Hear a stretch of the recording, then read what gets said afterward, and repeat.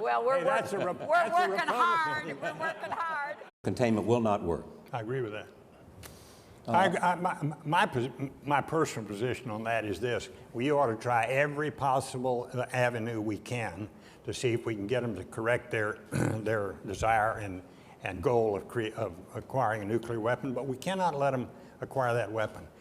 We are the only country in the world that can stop that. The Israelis, in my opinion, do not have the capability of stopping it. They can delay it.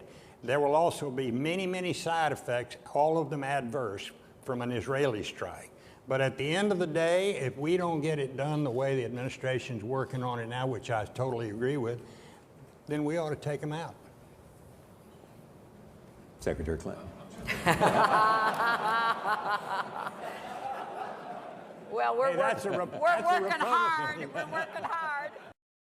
Worst mistake? Probably failing to plan for the day after intervening in Libya. Yes, we came, we saw, he died. Do you think Hillary Clinton would have been a better president than Barack Obama? I have the sense that she's one of the more competent members of the current administration, and it would be interesting to speculate about how she might perform were she to be president. Secretary Clinton.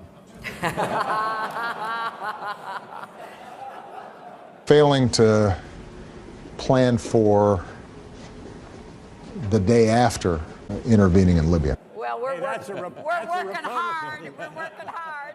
When you go down the line and say, okay, well, how do you explain her being the architect and champion behind the war, the military action to overthrow Gaddafi in Libya? And when you look at the result of that action and that mission that she set out upon successfully, we've got a failed state full of chaos, thousands of lives lost, and now ISIS and al-Qaeda having a stronghold in that country. Well, you know, and I think you were more aggressive when knocking off Bashir Assad, too. If she says she's learned from Iraq, then why is she championing this war to overthrow the Syrian government of Assad and essentially promising to escalate that war if she's elected as president by implementing a so-called no-fly zone? Don't you support knocking off Assad, Bashir Assad? I think that given the bloodshed he has spilled, that would be a good outcome, but Americans aren't going to do it. That's not us doing it.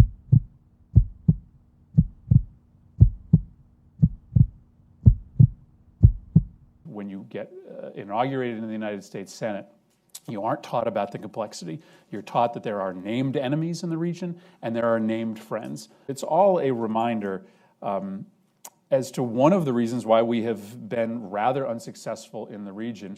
What's in your thinking that says the United States government has some right and duty to go to Middle Eastern countries and knock off their leadership? Well, we are just miserably resourced to try to gain influence in the world. And the only way in which we are largely able to do that today is with our military and with military sales. War and the enormous destructive power of our armed forces is our preferred manner for dealing with the very complicated and terrible crises in the Middle East. This is a U.S.-Saudi bombing campaign. Now, there are a lot of reasons why this war has become a humanitarian catastrophe. There's a direct relationship between the tens of millions of dollars donated to the Clinton Foundation that allowed contractors to sell billions of dollars worth of arms to countries that were on human rights suspect lists. Now sold somewhere around $90 billion worth of arms to Saudi Arabia in 7 years. The low-end estimates are around $65–70 billion in arms. Take the low-end estimates. That's 3 times more than George W. Bush sold to Saudi Arabia. And George W. Bush was the biggest arms seller to Saudi Arabia in Saudi history. The UN's head of humanitarian affairs has condemned these Saudi-led airstrikes. Tens of thousands of people have been injured, and the UN reckons around half of those killed in this war are civilians. Somewhere over 20 million Yemenis are now facing a humanitarian catastrophe. 10 million or so are facing severe malnutrition, especially many, many children. American defense contractors led by Boeing would deliver $29 billion worth of advanced fighter jets to Saudi Arabia. The Kingdom of Saudi Arabia contributed at least $10 million to the Clinton Foundation. Boeing, the defense contractor that manufactures the F-15, contributed $900,000 to the Clinton Foundation. We would be able to totally obliterate them. One of the most hawkish members of Obama's cabinet was Hillary Clinton. This is fantasy land. We're talking about ending the war. My God, we're just starting a war right today. There was a vote in the Senate today. Joe Lieberman, who authored the Iraq resolution, has authored another resolution, and it is essentially a fig leaf to let George Bush go to war with Iran. And I want to congratulate Biden for voting against it, Dodd for voting against it, and I'm ashamed of you, Hillary, for voting for it. You're not going to get another shot at this, because what's happened, if this war ensues, we invade, and they're looking for an excuse to do it. And Obama was not even there to vote. Senator Clinton, I want to give you a chance to respond.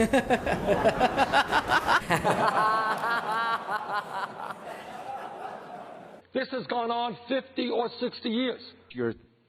Your view of the world, your ideology was not right. Clinton has, I guess I would say that she has tried to persuade Democrats that she would not be more hawkish. This is nothing new. Arm, train, equip, both from without and from within, forces that would eventually overthrow the governments and install free and democratically elected governments. That's not us doing it. Overthrow the governments and install free and democratically elected governments. But did they have 2 elections that were free and fair where they voted for free and democratically elected governments? But I think it's a mistake to say you can't ever, prevent war. You can't ever save people.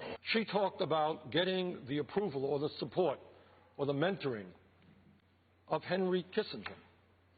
Now, I find it rather amazing, because I happen to believe that Henry Kissinger was one of the most destructive secretaries of state in the modern history of this country. Kissinger's actions in Cambodia, when the United States bombed that country, overthrew Prince Sihanouk, created the instability for Pol Pot and the Khmer Rouge to come in, who then butchered some 3 million innocent people, one of the worst genocides in the history of the world. I am proud to say that Henry Kissinger is not my friend. I will not take advice from Henry Kissinger. So count me in as somebody who will not be listening to Henry Kissinger. You gave a major speech to AIPAC, which obviously deals with the Middle East crisis, and you barely mentioned the Palestinians. And I think, again, it is a complicated issue, and God knows for decades presidents, including President Clinton, Jimmy Carter, and others, have tried to do the right thing. All that I am saying is we cannot continue to be one-sided. Secretary Clinton.